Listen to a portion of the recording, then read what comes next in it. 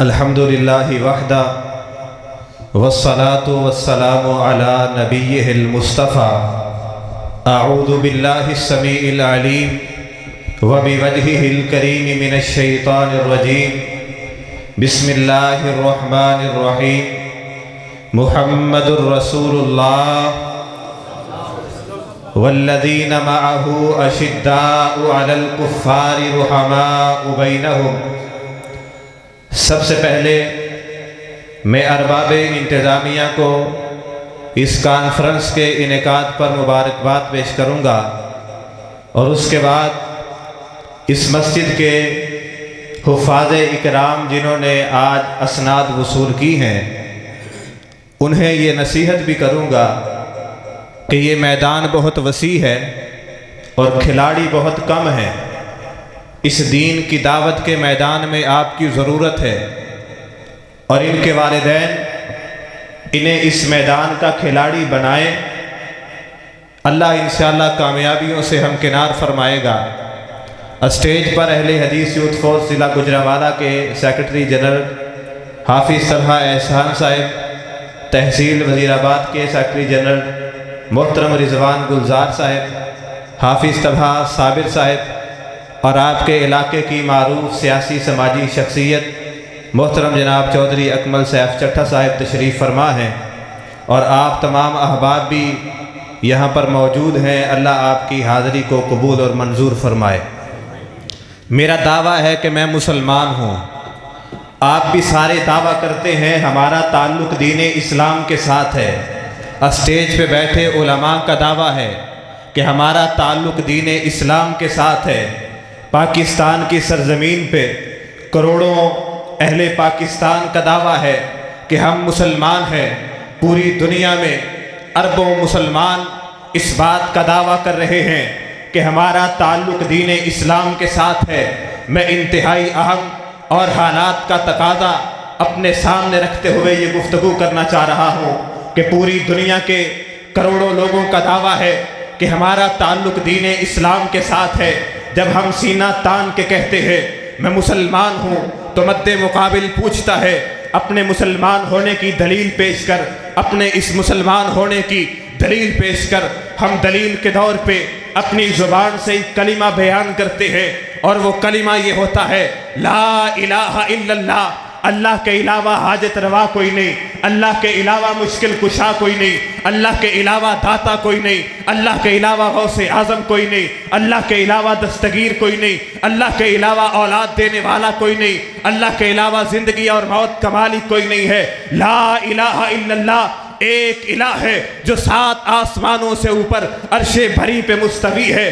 آگے سے مد مقابل پوچھتا ہے تو نے کہا میں مسلمان ہوں، میں نے دلیل مانگی، تو نے لا الہ الا اللہ پڑھا، اللہ ایک ہے، یہ بھی تیرا دعویٰ ہے، اپنے دعوے کی دلیل پیش کر۔ تجھے بتایا تو کس نے اللہ ایک ہے؟ تجھے بتایا تو کس نے؟ یہ درس سنایا تو کس نے؟ یہ سبق سمجھایا تو کس نے؟ یہ کلمہ تجھ تک پہنچایا تو کس نے؟ یہ پیغام تم تک کہاں سے آیا ہے؟ ہم آگے سے کہتے ہیں محمد الرسول اللہ، محمد صلی اللہ علیہ وسلم اللہ کے رسول ہے۔ اس رسول نے ہمیں بتایا اللہ ایک ہے۔ آگے سے پھر بولتا ہے تو نے کہا محمد اللہ کے رسول ہے، تمہیں یہ کس نے بتایا کہ محمد اللہ کے رسول ہے؟ تمہیں یہ کس نے بتایا کہ محمد کو اللہ نے نبوت عطا کی؟ تمہیں یہ کس نے بتایا کہ محمد کو اللہ نے رسالت عطا کی؟ تجھے یہ کس نے بتایا کہ محمد کے سر پہ اللہ نے صرف نبوت کا نہیں ختم نبوت کا تاج سجایا ہے؟ جب وہ سامنے سے مد مقابل دلیل مانگتا ہے، میں نے قرآن کو کھولا، قرآن کے 26ویں پارے میں اللہ نے اس دعوے کی اس دلیل کو بیان کر دیا۔ اللہ کہتے ہیں محمد الرسول اللہ، محمد اللہ کے رسول ہیں۔ اس کی دلیل کیا ہے؟ یہ ہمیں کس نے بتایا کہ محمد اللہ کے رسول ہیں؟ ہمیں یہ کس نے سمجھایا محمد خاتم النبیین ہے؟ والذین معہ، وہ جو رسول اللہ کے ساتھ تھے انہوں نے بتایا ہے کہ محمد اللہ کے رسول ہیں۔ رسول اللہ کے ساتھ کون تھے؟ صدیق رسول اللہ کے ساتھ تھا، فاروق رسول اللہ کے ساتھ تھے، عثمان اور علی رسول اللہ کے ساتھ تھے، عشرہ مبشرہ ساتھ تھے، احد والے ساتھ تھے، بدر والے ساتھ تھے، صلح حدیبیہ والے ساتھ تھے۔ 1,40,000 कमो पेश सहाबाई किराम रसूल अल्लाह के साथ थे। और आज मैं आपकी इस मस्जिद अल कुदस में ये दावा करके जा रहा हूँ, दीन इस्लाम से अगर सहाबा को निकालोगे, इस्लाम की सफ़ों से अगर सहाबा को पीछे हटा दोगे, रब्बे मोहम्मद की कसम है ना रसूलुल्लाह की रिसालत का कोई गवाह बचता है, ना रब के कुरान का गवाह बचता है, और ना मेरे और तेरे तक दीन इस्लाम पहुँचता है। दीन हम तक पहुँचाने वाले कौन है? डरते हो? हम तक दीन पहुँचाने वाले कौन हैं? हम तक इस्लाम पहुँचाने वाले कौन हैं? सहाबा हैं। अल्लाह के रसूल के इन सहाबा ने हम तक दीन पहुंचाने के लिए अपनी जानों का नजराना पेश किया है। असहाबे मोहम्मद ने अपनी गर्दनों को कटवाया है हम तक दीन पहुंचाने के लिए। असहाबे मोहम्मद ने अपने आप को सूली के फंदों पे लटकना गवारा कर लिया है, लेकिन हम तक सालम कुरान पहुंचाया है। सहाबाए किराम ने हम तक पैगंबर की हदीस पहुंचाने के लिए जालिमों के तीर बर्दाश्त किए हैं। और यार देखो तो सही, सहाबा के जज्बे को देखो, सहाबा की जुर्रत को देखो, सहाबा की बहादुरी को देखो, सहाबा की शुजाअत को देखो। खानदान कुर्बान कर दिया है, औलादें कुर्बान कर दी हैं, अपनी बीवी बच्चों को कुर्बान कर दिया है, दौलतें कुर्बान कर दी हैं, सरमाया कुर्बान कर दिया है, जायदाद कुर्बान कर दिया है। मिशन क्या था, इरादा क्या था, मकसद क्या था, नजरिया क्या था, सोच क्या थी, फिक्र क्या थी, मनहज क्या था? एक सोच थी, एक फिक्र थी कि रब का कुरान जो अल्लाह ने आसमान से मोहम्मद अरबी के कल्बे अथर पे उतारा है, ये कयामत की दीवारों तक महफूज हो जाए। सहाबा ने कुरान को जमा करके 30 पारों को इकट्ठा करके उम्मत तक पहुंचाया है। रब्बे मोहम्मद की कसम उठा के कहता हूं, ये खून सिद्दीक के खून से मुकद्दस नहीं है। जब तक खून का आखिरी कतरा इस बदन में मौजूद है, सिद्दीक की सदाकत का हम इंशाअल्लाह दिफा करते रहेंगे। फारूक की अदालत का गवाह हम करते रहेंगे। सिद्दीक की सदाकत का हम दिफा करते रहेंगे। उस्मान की सहावत का दिफा करते रहेंगे। अली अल मुर्तज़ा की शुजाअत का दिफा करते रहेंगे। मुआविया की सियासत का दिफा करते रहेंगे। सहाबा की सहाबियत का दिफा करते रहेंगे। इस मिशन के लिए किसी का डर नहीं है, किसी का खौफ नहीं है, लड़खड़ाने वाले नहीं है। इंशाअल्लाह मैदान में निकले हैं, बाजू भी पेश करेंगे, गर्दनें भी पेश करेंगे, खून भी पेश करेंगे, अपनी जानों का नजराना भी पेश कर देंगे। जिस तरह सहाबा ने हम तक दीन पहुंचाने के लिए अपनी जानों को कुर्बान किया है, हम सहाबा के दिफा के लिए, सहाबा की इज्जत के तहफ़्फ़ुज़ के लिए अपनी भी जानों को कुर्बान कर देंगे। अज़म रखते हैं, अज़म रखते हैं। इस तरह मैदान नहीं मारे जाते। मैदान के आने के लिए जुर्रत की ज़रूरत है। मैदान के आने के लिए उस जज्बे की ज़रूरत है जो जज्बा सैयदना फारूक में मौजूद था। मैदान के लिए सैयदना अली जैसी शुजाअत की ज़रूरत है।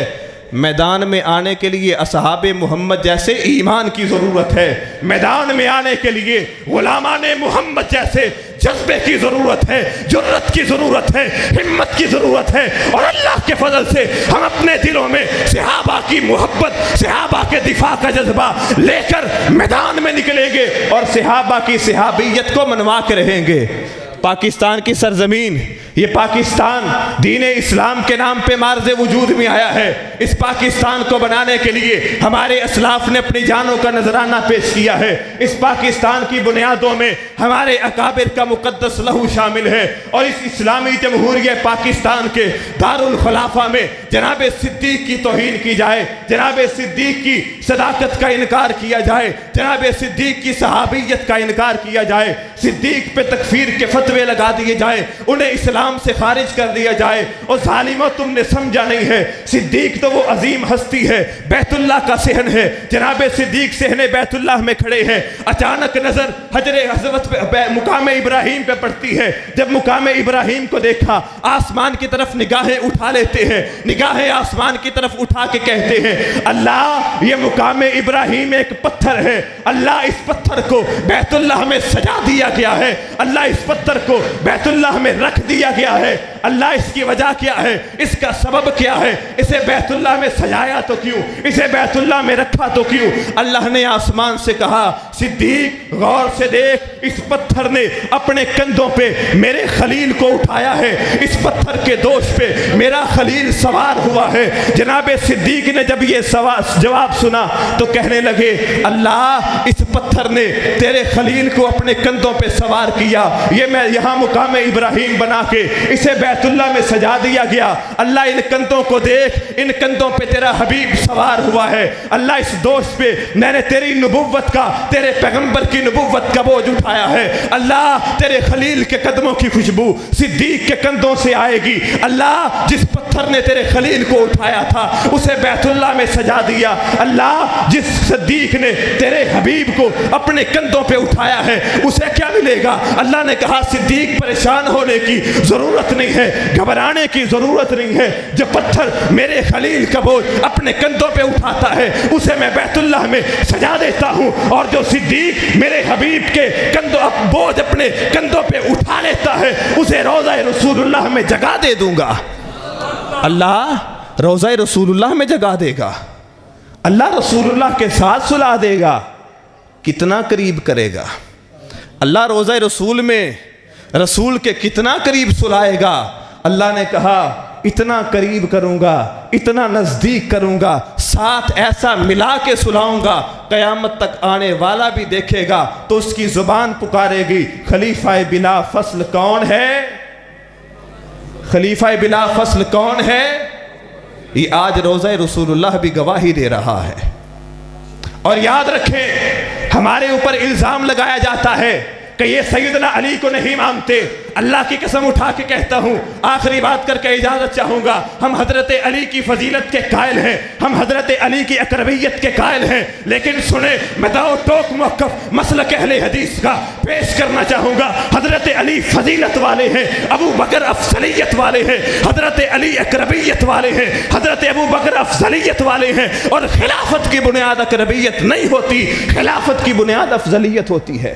اور ابو بکر افضل ہوتے بھی کیوں نہ، گہری بات ہے، نقطہ ہے سمجھنا، حضرت علی افضل ہوتے بھی کیوں نہ، میں نے کہا ہے حضرت علی فضیلت والے تھے، حضرت ابو بکر افضلیت والے تھے، اور ابو بکر افضلیت والے ہوتے بھی کیوں نہ، جو کچھ علی نے نبی کو دیا تھا، دھیان سے، جو کچھ نبی نے علی کو دیا تھا، دھیان سے سنیں، جو کچھ نبی نے علی کو دیا تھا وہ کچھ صدیق نے نبی کو دیا تھا۔ نبی نے بیٹی علی کو دی ہے، صدیق نے بیٹی نبی کو دی ہے، نبی نے خرچہ علی کو دیا ہے، صدیق نے خرچہ نبی کو دیا ہے، اور یار نبی نے اپنا کندھا علی کو دیا ہے، صدیق نے کندھا نبی کو دیا ہے۔ اور چادر کی دہائی دینے والوں، چادر چادر کے نعرے لگانے والوں، آؤ علی پر چٹھا میں آج اہل حدیث کا یہ غلام اور نوکر چادر دے کے جا رہا ہے۔ جناب نبی نے اپنی چادر علی کو دی ہے، صدیق نے اپنی چادر نبی کو دی ہے۔ ہجرت کا سفر ہے، مدینہ کا رستہ ہے، مکہ سے نکلے ہیں، سامنے شہر مدینہ ہے، ابو بکر کے بال سفید ہیں،